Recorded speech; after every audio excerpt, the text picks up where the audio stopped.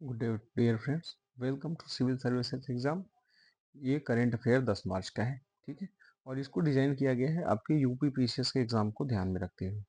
ठीक है, जो आपका आरओ का एग्जाम होने वाला है उसको ध्यान में रखते हुए इसको डिजाइन किया गया है करंट अफेयर को। ये आपके एग्जाम के लिए इंपॉर्टेंट होने वाला है। साथ साथ ध्यान रखिएगा, जो हायर एग्जाम है एसएससी का, जैसे सीजीएल लेवल का एग्जाम है, उसके लिए ये इंपॉर्टेंट है। ठीक है, चलिए देखते हैं क्वेश्चन को। और आपसे रिक्वेस्ट है कि वीडियो को प्लीज़ लाइक करके चैनल को सब्सक्राइब जरूर करिएगा। पहला क्वेश्चन है, किस नासा मिशन को सूर्य के वायुमंडल का अवलोकन करने और प्रकाश के ध्रुवीकरण का उपयोग करके सौर पवनों की उत्पत्ति को ट्रैक करने के लिए डिजाइन किया गया है? ठीक है, सौर पवन मतलब कोरोना। ठीक है, ये जो सूर्य की जो एनर्जी निकलती है, एफिशिएंसी, इसे कोरोनल मास के रूप में जाना जाता है। ठीक है, चलिए शुरू करते हैं। इसका सही आंसर क्या होगा? पंच। ठीक है, किसके द्वारा मिशन को लॉन्च किया गया है? नासा के द्वारा। नासा यूएसए का। ठीक है, यूएसए का है स्पेस एजेंसी। आइए व्याख्या देखते हैं। क्या है? नासा सौर मंडल का अध्ययन करने, सौर पवनों का मानचित्रण करने और कोरोनल मास इंजेक्शन को ट्रैक करने के लिए पंच मिशन लॉन्च किया है। ठीक है, पंच का पूरा नाम क्या है? Polarimetry to unify the corona and heliosphere.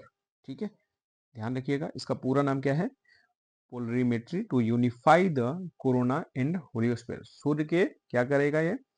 वायुमंडल का अध्ययन करेगा, सौर पवन का अध्ययन करेगा, उसके मानचित्रण और कोरोनल मास का जो है उसको इंजेक्शन को ट्रैक करेगा कि कैसे कैसे इसके निकलते हैं। ठीक है, दूसरा क्वेश्चन क्या है जो इंपॉर्टेंट होने वाला है? ये आपके वनडे के एग्जाम के लिए इंपॉर्टेंट है। ध्यान रखिएगा, ये यूपी पीसीएस में भी इस बार क्वेश्चन बनेगा। आरओ में 101% चांस है कि ये क्वेश्चन बनेगा। ठीक है, नोबेल शांति पुरस्कार विजेता कैलाश सत्यार्थी की हाल ही में हुई आत्मकथा जो लॉन्च हुई है उसका नाम क्या है? उसका नाम है दिया सलाई। ध्यान दीजिए, आरओ में क्वेश्चन बनेगा तो उसका डेट भी आपसे पूछा जा सकता है। ठीक है, ये आत्मकथा कब लॉन्च हुई, कहाँ लॉन्च हुई?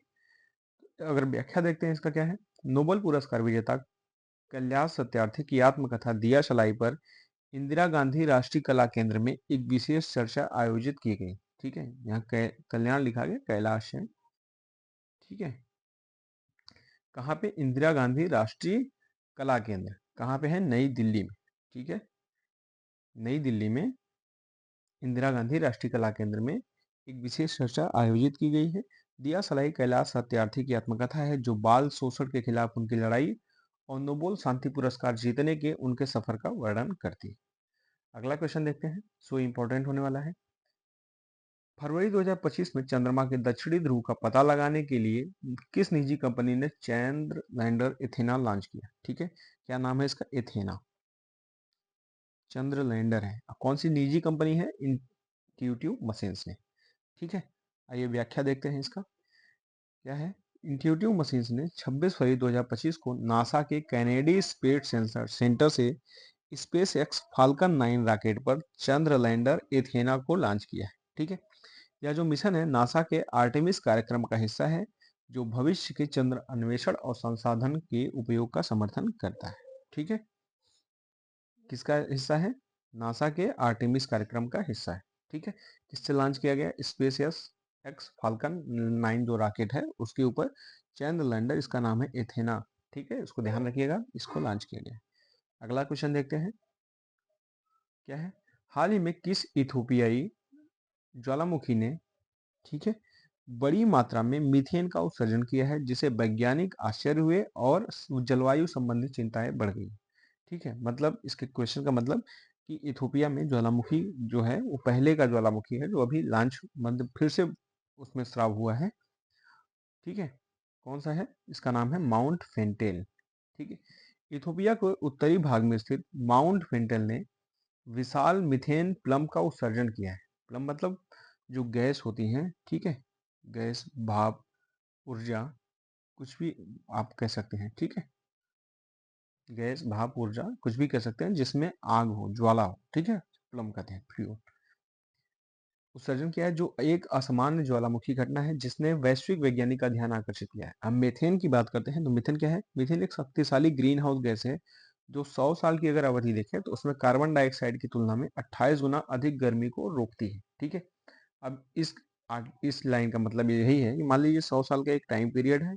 ठीक है, अगर मीथेन ने अगर कार्बन डाइऑक्साइड ने 10 किलो हीट एनर्जी जो रिड्यूस हुई है, ठीक है, CO2 जो रिड्यूस हुई है, उसको अगर वायुमंडल में 10 किलो रोका है, तो वहीं 28 गुना की बात की जाए तो इसमें क्या है, 280 किलो, मतलब 2 क्विंटल 80 किलो क्या है, मीथेन जो गैस होती है वो हीट को रोक देगी, इतना प्रेशर ही झेल सकती है, ठीक है। इसलिए मीथेन क्या है, मीथेन काफी ज्यादा नुकसानदेह है। वायुमंडल की 28 गुना जो गर्मी होती है, पृथ्वी की गर्मी, उसको यहीं पे रोक देती है, 100 साल की टाइम पीरियड की अगर बात की जाए तो, ठीक है।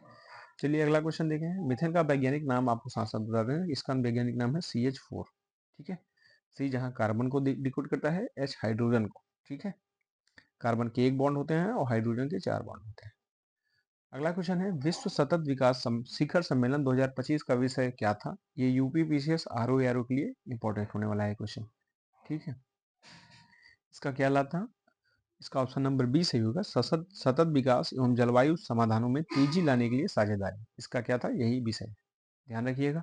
ये सीधा सीधा क्वेश्चन पूछा जाएगा आपका, ये क्या 1.5 नंबर का होगा। सतत विकास शिखर सम्मेलन 2025 का विषय क्या था?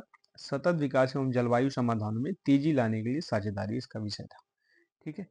अगला क्वेश्चन देखते हैं। फरवरी 2025 में भारत में कुल जीएसटी संग्रह कितना था? तो यह था 1.84 लाख करोड़ रुपए था, ठीक है। अब बात करते हैं इसके व्याख्या के ऊपर, क्या है?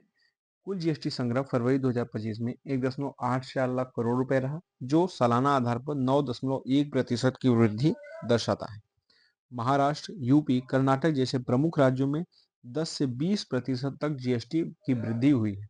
वहीं तेलंगाना, गुजरात, आंध्र प्रदेश, असम और उड़ीसा जैसे राज्यों में 1 से 4% की वृद्धि हुई।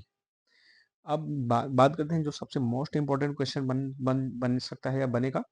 वित्त वर्ष 2025 के लिए राजकोषीय घाटा कितना है? 4.8% पर संशोधित किया गया है, ठीक है। आइए अगला क्वेश्चन देखते हैं। आपसे रिक्वेस्ट है, वीडियो को प्लीज जरूर लाइक करके चैनल को जरूर सब्सक्राइब करिएगा। आपका सब्सक्रिप्शन हमारे लिए बहुत ज्यादा इंपॉर्टेंट होने वाला है। अगला क्वेश्चन है, भारत के राजस्व सचिव का अतिरिक्त प्रभार किसे सौंपा गया है? ये सौंपा गया है अजय सेठ को। तुहिन कांत पांडे की बात करें तो ये सेबी के प्रमुख के रूप में अपॉइंट हुए हैं, ठीक है। अब अजय सेठ तुहिन कांत पांडे के स्थान पर बने हैं, ठीक है। ये व्याख्या देखते हैं। तुहिन कांत पांडे के सेबी के अध्यक्ष के रूप में नियुक्ति के बाद जो अजय सेठ हैं, इन्होंने राजस्व सचिव का अतिरिक्त प्रभार ग्रहण किया है, ठीक है। इसके पहले राजस्व सचिव कौन थे? तुहिन कांत पांडे थे। इनको प्रमोट करके सेबी के अध्यक्ष के रूप में नियुक्त किया गया है। अगला क्वेश्चन है, 3 मार्च 2025 से प्रभावी आरबीआई के नए कार्यकारी निदेशक के रूप में किसे नियुक्त किया गया है? ध्यान दीजिएगा, इसमें क्वेश्चन बनेगा कार्यकारी निदेशक के बारे में, ठीक है। उसका क्या नाम है? उनका नाम है अजीत रत्नाकर जोशी, ठीक है। व्याख्या देखते हैं। डॉक्टर अजीत रत्नाकर जोशी को 3 मार्च 2025 से प्रभावी आरबीआई का कार्यकारी निदेशक नियुक्त किया गया है। वहीं बात करते हैं आरबीआई की। आरबीआई मतलब रिजर्व बैंक ऑफ इंडिया, जो भारत का पहला केंद्रीय बैंक था। इसकी स्थापना 1935 में यंग हिल्टन आयोग की सिफारिश पर की गई थी, ठीक है। अधिनियम कब का था? 1 अप्रैल